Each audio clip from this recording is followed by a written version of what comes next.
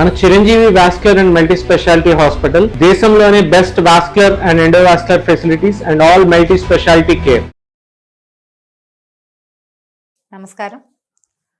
ఆషాఢ శుద్ధ ఏకాదశి పరమ పవిత్రమైన తొలి ఏకాదశిగా చెప్పబడుతుంది. సాధారణంగా ఏకాదశి తిథే అద్భుతమైన తిథి, విష్ణు ప్రీతికరమైన తిథిగా చెప్పుకుంటాం.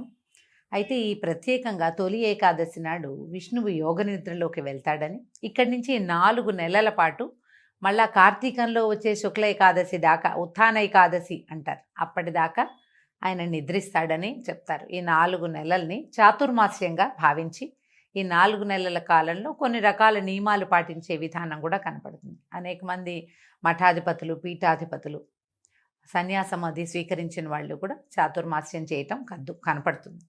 సంసారులు కూడా, సాధారణమైన వాళ్ళు కూడా చాతుర్మాస్య దీక్ష, పెద్దవాళ్ళు దీక్ష తీసుకుంటారు. అది ఇక్కడి నుంచి మొదలు ప్రతి నెల ఒక్కొక్క వస్తువుని వ్యర్థ పదార్థంగా తీసి పక్కకు పెడతారు. వాళ్ళ పద్ధతి ప్రకారం చేసుకోవచ్చు. అయితే ఈ చాతుర్మాస్యంగా చెప్పబడే 4 నెలల కాలంలోనూ విష్ణుదేవుడు, మహావిష్ణువు పాతాళంలో ఉన్నటువంటి బలిచక్రవర్తి వద్దకి వెళ్తాడని ఇలాంటి ఒక కథనం కూడా కనిపిస్తుంది. మధ్యలో ఆయన పక్కకి తిరిగి పడుకుంటాడు. ఇప్పుడు యోగ నిద్రలో ఉన్న విష్ణు పరివర్తన ఏకాదశిగా చెప్తారు, పక్కకి తిరిగిన ఏకాదశి కూడా ప్రత్యేకంగా. అయితే ఈ ఏకాదశిలో మొదటిగా తొలి ఏకాదశిగా చెప్పబడే ఈ ఏకాదశి రోజున పేలపిండిని విష్ణువుకి నివేదన చేస్తారు. పేలపిండి పంచిపెట్టచ్చు, చాలా విశేషమైన దానంగా పరిగణించబడుతుంది.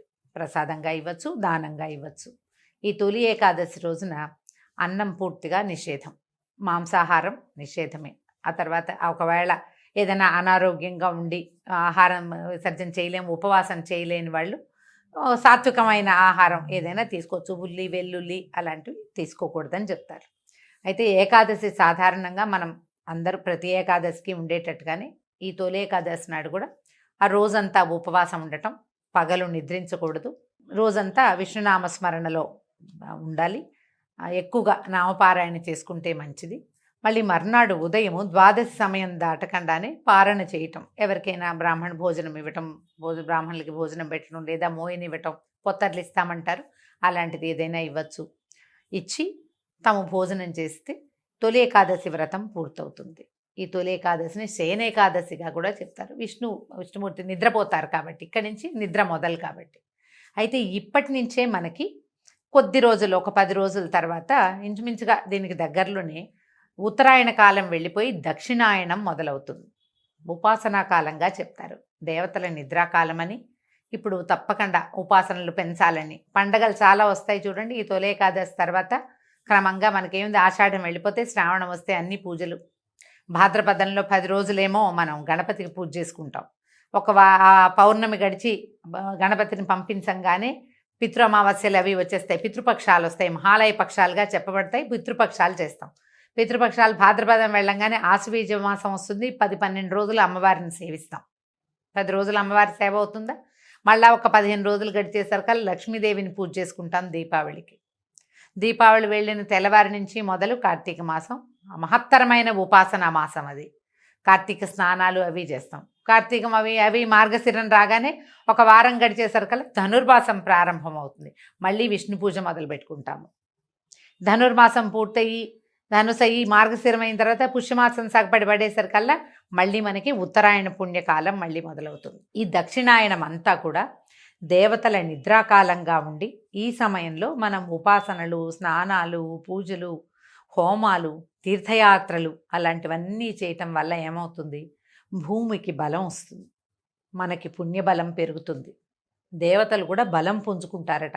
తర్వాత వాళ్ళు మనకి వరాలు ఇచ్చే కాలం ఉత్తరాయణం తర్వాత దేవతలు అత్యంత ప్రసన్నులుగా ఉంటారని ఇలా చెప్పబడి ఈ కాలం అంతా కూడా మనకి ఉపాసనా సంబంధమైన పండుగలే కనపడతాయి.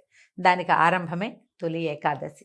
ఆషాఢ మాసంలో ఇంకా వేరే పండగలేం లేవు. ఆషాఢ మాసం శూన్యమాసం, ఖాళీ. కొత్తగా పెళ్ళైన ఆడపిల్లలు పుట్టింటికి వచ్చేస్తారు, అల్లుడు గడప దాటకూడదు, ఇలాంటి నియమాలు కూడా మన ప్రాంతంలో కనపడతాయి. అయితే ఆషాఢంలో ప్రత్యేకంగా ఆడవాళ్ళు గోరింటాకు పెట్టుకోవాలని, మునగాకు తప్పకుండా, అవిసె కూర, మునగాకు అవి తినాలని చెప్తారు.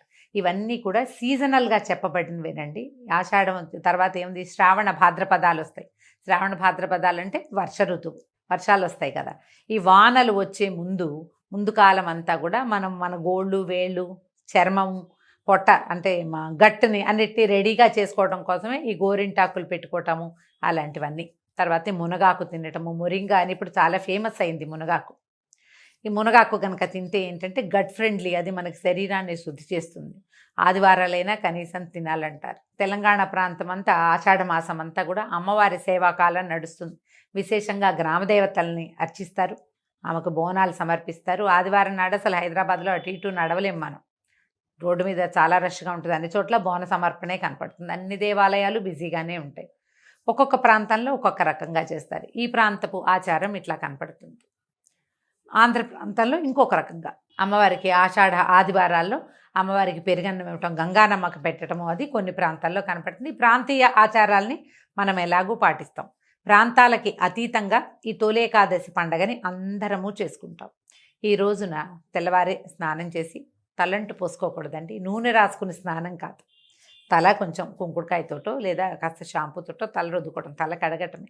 తెల్లవారే స్నానం చేయటం, పూజా పునస్కారం చేసుకోవటం, భగవంతుడికి పళ్ళు పాలు నివేదన చేసి దాంతోపాటు పేల పిండిని కూడా నివేదన చేసి, పేలాల పిండినే ఈ రోజున మనం ఆహారంగా తీసుకోవచ్చు. దాన్ని అందరికీ ప్రసాదంగా పంచిపెట్టచ్చు.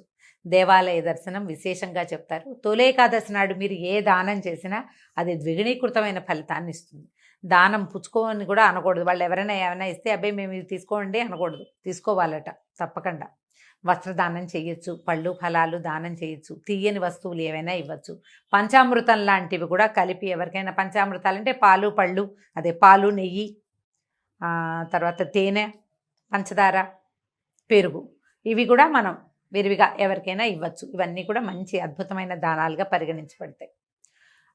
ఈ రోజంతా కూడా విష్ణునామ సంకీర్తన చేసుకుంటూ రాత్రికి జాగరణ ఉండగలిగితే చాలా మంచిది. ఏదైనా గర్భవతులు, పెద్దవారు, మరి చిన్నపిల్లలు వీళ్ళంతా అన్నం తినకుండా ఉండలేని వాళ్ళైతే వారికి ఉపవాస నియమం లేదు.